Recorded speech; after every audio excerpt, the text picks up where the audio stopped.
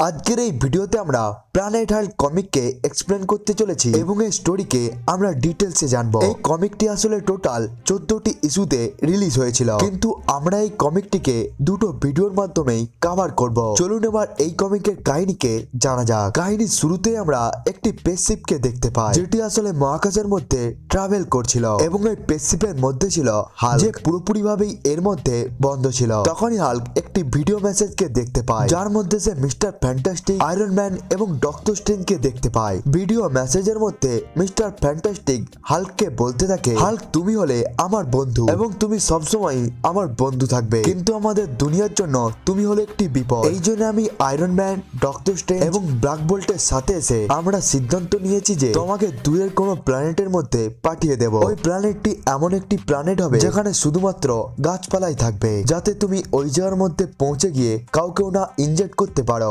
এমনকি যাতে অন্য কেউ তোমাকে ইনজেক্ট করতে না পারে। কিন্তু এই ভিডিও মেসেজকে দেখার পর হাল্ক অনেকটাই রেগে যায় এবং সে ওই স্পেসশিপকে ভেতর দিক থেকেই ভাঙতে শুরু করে, যার ফলে ওই স্পেসশিপটি খারাপ হয়ে যায়। এরপরে ওই স্পেসশিপটি একটি পোর্টালের মধ্যে পড়ে যায়। ওই পোর্টালটি আসলে ওই স্পেসশিপকে অন্য একটি গ্রহের মধ্যেই নিয়ে চলে যায়। ওই অজানা গ্রহের নাম ছিল সাকার। সাকার প্ল্যানেটে পৌঁছে যাওয়ার পরে হাল্ক নিজের ওই স্পেসশিপ থেকে বাইরে চলে আসে, কিন্তু হাল্ক বাইরে আসার পরেই ওখানের মধ্যে থাকা কিছু ক্রিয়েচার তার উপরে অ্যাটাক করে দেয়। সাকার আসলে ওই সমস্ত মনস্টারদের সাথে লড়াই করছিল। তখনই ওই জায়গার মধ্যে ওই গ্রহের রাজা রেড কিং এর কয়েকটি সোলজার তার কাছে এসে যায়। তাদের মধ্যে থাকা একটি সোলজার খুবই বড় একটি শাহীপত্রকেও পড়তে শুরু করে দেয়। ওই সোলজারটি বলতে থাকে, এই পোর্টালের সাহায্যে যে সমস্ত জিনিসগুলো আমাদের এই গ্রহের মধ্যে আসে তাদের উপর শুধুমাত্র আমাদের রাজা রেড কিং এরই সবসময় আধিপত্য থাকে। এই জন্যই শুনো সবুজ দানব, তুমি এবং তোমার এই স্পেসশিপ আমাদের রাজার আন্ডারে থাকবে। এই জন্যই চুপচাপ নিজের মাথাকে নত করে নাও এবং তুমি আমাদের সাথে চলো। এই কথাটিকে শোনার পর হাল্ক অনেকটাই রেগে যায়। রেগে গিয়ে সে ওই সমস্ত সোলজার গুলোকে মারার জন্য চলে যায়, কিন্তু তখনই একটি সোলজার হাল্কের উপর অ্যাটাক করে দেয়, যে অ্যাটাকের জন্য হাল্ক ওই জায়গার মধ্যেই পড়ে যায়, এমনকি সেই জায়গার মধ্যে অজ্ঞান হয়ে যায়। এরপরে যখন হাল্কের চোখ খুলে যায় তখনই সে নিজেকে একটি লোহার ডিব্বার মধ্যে দেখতে পায়। হাল্ক রেগে গিয়ে ওই লোহার ডিব্বাকে ভেঙে দেয়, এমনকি সে ওই জায়গা থেকে বাইরেও চলে আসে। হাল্ক ওই জায়গা থেকে বাইরে আসার পরেই বুঝতে পেরে যায় সে একটি গ্ল্যাডিয়েটর আরিনার মধ্যে রয়েছে, যার চারিদিকে শুধুমাত্র লোকই রয়েছে। তারা আসলে সবাই মিলে হাল্কের দিকেই তাকিয়েছিল। এখানে আমরা সাকারের রাজা রেড কিং কেও দেখতে পাই, যার বলার পর ওই জায়গার মধ্যে লড়াইকে শুরু করা হয়। হাল্কের সামনে খুবই বড় একটি মনস্টারকে ছেড়ে দেওয়া হয়। ওই মনস্টারটি আসলে হাল্কের সামনে থাকা সমস্ত গ্ল্যাডিয়েটরকেই মারতে থাকে, কিন্তু ওই মনস্টারটি যখন হাল্কের সামনে এসে যায় তখন সে ওই মনস্টারের একটি হাতকেই উবড়ে ফেলিয়ে দেয়, যার ফলে ওই মনস্টারটির রক্ত বেরোতে শুরু হয়ে যায়, এমনকি ওই মনস্টারটির কিছু রক্ত রেড কিং এর মুখের উপরেও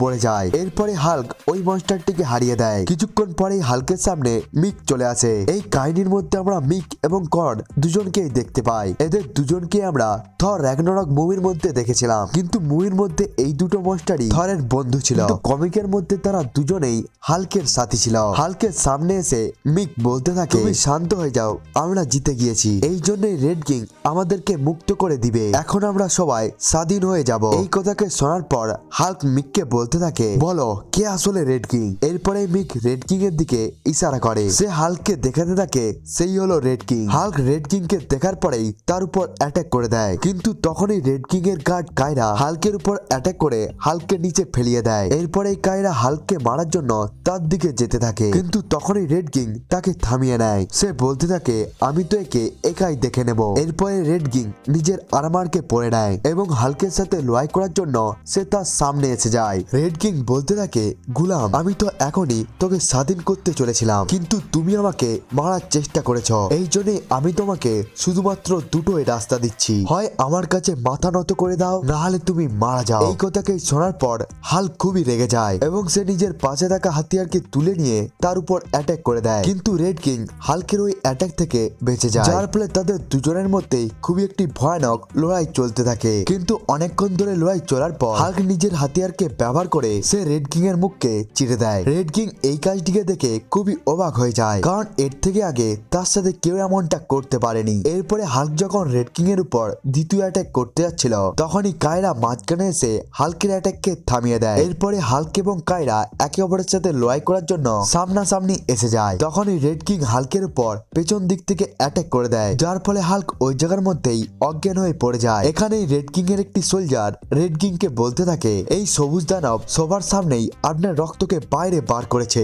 এই জন্যই রাজা একে আপনি জীবন্ত ছাড়বেন না। তখনই রেড কিং বলতে থাকে, কে বলেছে আমি একে জীবন্ত ছেড়ে দেব? একে তো সোজা মোয়ের মধ্যে পাঠানো হবে। মো হলো সাকার গহের মধ্যে এমন একটি জায়গা যেখানে গ্ল্যাডিয়েটরকে ট্রেনিং দেওয়া হয়, কিন্তু সব থেকে বড় কথা হলো এই যে এখান থেকে বেঁচে ফেরত আসা একটি অসম্ভব কাজ। এরপরে আমরা একটি গুহকে দেখতে পাই যার মধ্যে সাকার গহের কিছু রেবেলস ছিল। এই সমস্ত রেবেলস গুলো আসলে রেড কিং এর বিরুদ্ধে ছিল, তারা আসলে রেড কিং কে মারতে চায়। তারা সবাই একে অপরের সাথে কোথায় বলছিল, তখনই একটি রেবেল বলতে থাকে, কালকের দিন রেড কিং একটি গোলামের সাথে লড়াই করার জন্য গ্ল্যাডিয়েটরের মাঠে নেমেছিল, কিন্তু ওই গোলামটি রেড কিং এর মুখকেই চিরে দেয়। আমার মনে হচ্ছে এখন সাকার সন্স এসে গিয়েছে। এই কথাকে শোনার পর বাকি সমস্ত রেবেল গুলো অনেকটাই অবাক হয়ে যায়, কারণ তারা সবাই জানতো যে রেড কিং যখনই নিজের আর্মারের সাথে থাকে তখন কেউই তাকে ছুঁতেও পারে না। এরপরে আমরা মোয়ের সিনকে দেখতে পাই, যেখানে আমরা দেখতে পাই হাল্ক এবং তার সাথীদের উপর ওবিডিয়েন্স ডিস্ককে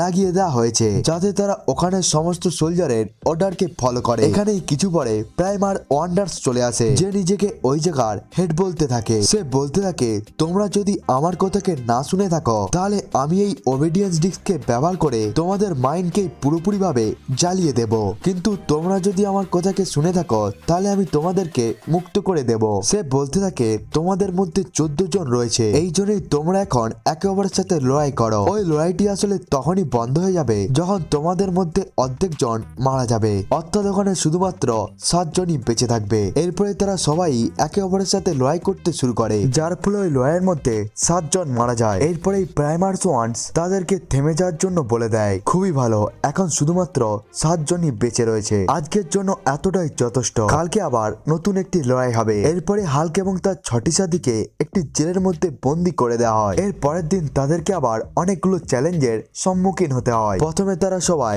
লাভার মধ্যে থেকে বাইরে আসা অনেকগুলো মনস্টারের সাথে লড়াই করতে শুরু করে। এরপরে তাদের সাথে ওয়াইল্ড বটের লড়াই শুরু হয়ে যায়। ওয়াইল্ড বট আসলে মেশিন দিয়ে তৈরি মনস্টার, যাদেরকে রেড কিং এর সোলজাররা অপারেট করে থাকে। প্রাইমার ওয়ান্স তাদের উপর অনেকগুলো ওয়াইল্ড বটকে ছেড়ে দেয়, কিন্তু হাল্ক নিজের সাথীদের সাথে এসে তাদের সবাইকেই হারিয়ে দেয়। ওই লড়াইকে জেতার জন্য তাদেরকে খুবই ভালো খাবার দেওয়া হয়। অন্যদিকে রেড কিং কে খবর দেওয়া হয় হাল্ক এবং তার সাথীরা এক এক করে সমস্ত চ্যালেঞ্জকেই পার করে দিয়েছে, এমনকি তারা ওয়াইল্ড বটকেও হারিয়ে দিয়েছে। এরপরে আমরা আবার মোয়ের সিনকে দেখতে পাই, যেখানে হঠাৎ করেই কিছু বোম ব্লাস্ট হয়ে যায়। এরপরে আমরা ওই সমস্ত রেবেল গুলোকে দেখতে পাই যারা আগে হাল্কের সম্বন্ধে কথা বলছিল। তারা আসলে হাল্ককে নিজের সাথে নিয়ে যাওয়ার জন্য এখানে চলে এসেছে। তারা আসলে হাল্কের সামনে এসে গিয়ে হাল্ককে জিজ্ঞাসা করতে থাকে তারা কি রেড কিং কে হারানোর জন্য তাদেরকে সাহায্য করবে, কিন্তু হাল্ক তাদেরকে সাহায্য করবে না এটি বলে দেয়। কিন্তু হাল্কের একটি সাথী গ্ল্যাডিয়েটর যার নাম অ্যালো ছিল, তারা রেবেলস এর সাথে এসে যায়। তখনই ওই জায়গার মধ্যে ওয়াইল্ড বট এসে যায়, তারা সমস্ত রেবেলদের সাথে সাথে অ্যালোকেও ধরে নেয়, যার ফলে হাল্কের টিমের মধ্যে 6 জনই গ্ল্যাডিয়েটর ছিল। তারপরে হাল্ক এবং তাদের সাথীদেরকে একটি গ্ল্যাডিয়েটর আরিনার মধ্যে ছেড়ে দেওয়া হয়, এমনকি তাদের সবাইকেই বলে দেওয়া হয় যে আজকের লড়াইয়ের মধ্যে বেঁচে যাবে তাকে পুরোপুরি ভাবে এই জায়গা থেকে মুক্ত করে দেওয়া হবে। এরপরে ওই অ্যারিনার মধ্যে খুবই বড় একটি শিপ আসে, যেটি ওখানে খুবই বড় একটি বোমকে ফেলিয়ে দেয়, কিন্তু হাল্ক দৌড়াতে দৌড়াতে ওই বোমকে ধরে নেয় যাতে ওই বোমের ইম্প্যাক্টকে খুবই কম করা যায়। এবং ওই বোমটি যখন হাল্কের সামনে এসে যায় তখনই ওই জায়গার মধ্যে খুবই বড় একটি বিস্ফোরণ হয়। এরপরে শিপের মধ্যে থেকে অনেকগুলোই ওয়াইল্ড বট বাইরে আসতে থাকে, এবং এখন তাদের সবার কাছেই লেজার গান ছিল। ওই সমস্ত ওয়াইল্ড বট গুলো আসলে সমস্ত গ্ল্যাডিয়েটরের উপর অ্যাটাক করতে শুরু করে, কিন্তু ওই সমস্ত ওয়াইল্ড বট গুলো অ্যাটাক করার আগেই তাদের উপর হাল্ক অ্যাটাক করে দেয়, এমনকি সে তাদের সবাইকেই শেষ করে দেয়, যার ফলে তারা সবাই ওই ম্যাচকে জিতে যায়। কিন্তু এরপরে হাল্ক এবং তার সাথীদেরকে মুক্ত করার জায়গায় তাদেরকে আবার জেলের মধ্যে বন্দি করে দেওয়া হয়, যাতে তাদেরকে দিয়ে আবার লড়াই করানো যেতে পারে। জেলের মধ্যে যখন হাল্ক এবং তার সাথীরা বসেছিল তখন তারা সবাই একে অপরের সাথে কথা বলতে শুরু করে। এখানে সবাই একে অপরের কাহিনী শোনাতে থাকে এবং তারা সবাই বলতে থাকে তারা এখানে কিভাবে এসেছে। এরপরেই তারা টিম হওয়ার একটি সিদ্ধান্ত নিয়ে নেয়, এমনকি তারা এটিও ডিসাইড করে নেয় যে তারা সবাই একসাথে এসেই সমস্ত ম্যাচকে লড়াই করবে। এরপরেই তারা নিজেদের টিমের নামকে রাখে ওয়ার বাউন্ড। এর পরের দিন তাদেরকে লড়াই করানোর জন্য আবার নিয়ে আসা হয়, কিন্তু এইবারে তাদের সামনে সিলভার সার্পার ছিল। সিলভার সার্পারকে আসলে রেড কিং এর লোকেরা অনেক বছর আগে থেকেই ধরে রেখে নিয়েছিল, যেহেতু তার উপরেও ওবিডিয়েন্স ডিস্ক ছিল, এই জন্য সেও রেড কিং এর কথাকেই শুনে থাকে। এখানে তাদের সবার মধ্যেই লড়াই শুরু হয়ে যায়, যেখানে সিলভার সার্পার তাদের সবাইকেই মারতে বাড়তে থাকে। তখনই হাল্ক সিলভার সার্পারের কাছে এসে যায় এবং সে তার উপরে খুবই একটি শক্তিশালী অ্যাটাক করে, যার ফলে সিলভার সার্পারের ওবিডিয়েন্স ডিস্ক ভেঙে যায়। সে আসলে এই জায়গার মধ্যে মুক্ত হয়ে যায়, কিন্তু হাল্ক আগেও সিলভার সার্পারের উপর অ্যাটাক করতে শুরু করে, যার ফলে সিলভার সার্পার এই জায়গার মধ্যে নক আউট হয়ে যায়। এরপরে হাল্কের সাথীরা রেড কিং এর আর্মিকে বলতে থাকে, আমরা এই লড়াইকে জিতে গিয়েছি, এই জন্যই আমাদেরকে মুক্ত করে দাও। এরপরে রেড কিং এর লোকেরা রেড কিং এর কাছ থেকে পারমিশন নেয়, কিন্তু রেড কিং তাদেরকে মুক্ত করবে না বলে দেয়। তখনই সিলভার সার্পার উড়ে গিয়ে নিজের কসমিক পাওয়ারকে ব্যবহার করে ওখানের মধ্যে থাকা সমস্ত গ্ল্যাডিয়েটরের ওবিডিয়েন্স ডিস্ককে নষ্ট করে দেয়। যখনই ওই সমস্ত গ্ল্যাডিয়েটর গুলো মুক্ত হয়ে যায়, তখনই তারা সবাই একসাথে এসে যায়। এরপরে হাল্ক এবং তার সাথীরা ওই জায়গা থেকে পালিয়ে যায়। অন্যদিকে রেড কিং যখন এই কথাকে জানতে পেরে যায় হাল্ক আসলে পালিয়ে গিয়েছে, তখনই রেড কিং খুবই বেশি রেগে যায় এবং সে একটি আর্মারকে পরে হাল্ককে খোঁজার জন্য বেরিয়ে পড়ে। রেড কিং পাশের একটি গ্রামে পৌঁছে গিয়ে সে হাল্কের সম্বন্ধে সবাইকে জিজ্ঞাসা করতে থাকে, কারণ রেড কিং মনে করছিল হাল্ক এই গ্রামের মধ্যে দিয়ে যাবে। তখনই গ্রামের লোকেরা বলতে থাকে তারা এই সম্বন্ধে কিছুই জানে না, কিন্তু রেড কিং এই কথাকে শোনার পর তাদেরকে চালিয়ে মেরে দেয়। এখানে হাল্ক এবং তার সাথীরা মোয়ের মধ্যে চলে আসে। ওখানে পৌঁছে গিয়েছে প্রাইমার ওয়ান্ডার্সকে মেরে দেয়, এমনকি সে ওখানে সমস্ত গ্ল্যাডিয়েটরকেই মুক্ত করে দেয়, যার ফলে তারা সবাই আবার হাল্কের সাথে এসে যায়। হাল্ক ওই সমস্ত মনস্টারদের সাথে অনেকটাই দূরে চলে আসে। তারা এমন একটি জায়গার মধ্যে এসে যায় যেখানে কিছুই ছিল না। এখানে তারা বলতে থাকে তারা এখন রেড কিং এর কাছ থেকে অনেকটাই দূরে এসে গিয়েছে। তারা আরো বলতে থাকে এখানে আমাদের কোন রকম রেড কিং এর বিপদ নেই। তখন হাল্ক বলতে থাকে এটি যদি হয়ে থাকে তাহলে এটি আমাদের ঘর। তারা যখন কথাই বলছিল তখনই হাল্ক এবং তাদের সাথীদের উপর অ্যাটাক হয়ে যায়। এখানে আমরা রেড কিং এর সোলজারকেও দেখতে পাই, যারা আসলে তাদের উপর বোম ফায়ারিং করতে শুরু করে। এরপরে তাদের সবার মধ্যে লড়াই শুরু হয়ে যায়। অনেকক্ষণ ধরে লড়াই হওয়ার পর হাল্ক এবং তার সাথীরা রেড কিং এর সমস্ত সোলজারকেই তারা মেরে দেয়, কিন্তু ওই সমস্ত সোলজারের হেড ওই জায়গা থেকে পালিয়ে যায় এবং সে সোজা রেড কিং এর কাছে পৌঁছে যায়। রেড কিং তাকে জিজ্ঞাসা করে তোমার সেনা কোথায়? তখন সে জবাব দেয়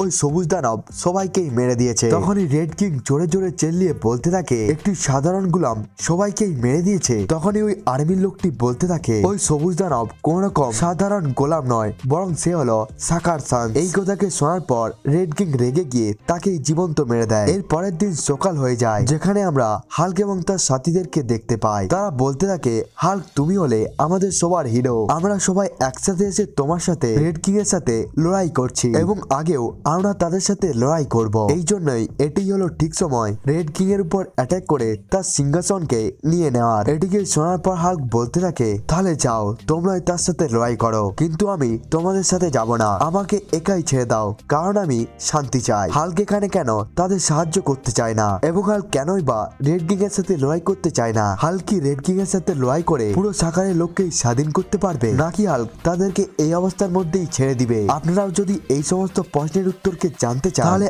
আপনারা এই কমিকের সেকেন্ড পার্টকে অবশ্যই দেখবেন। এটি প্ল্যানেট হাল্ক কমিকের প্রথম পার্ট। বন্ধুরা আজকের এই ভিডিওটা এতটা পর্যন্তই, দেখা হচ্ছে সেকেন্ড পার্টটিকে নিয়ে, ততক্ষণের জন্য বাই বাই।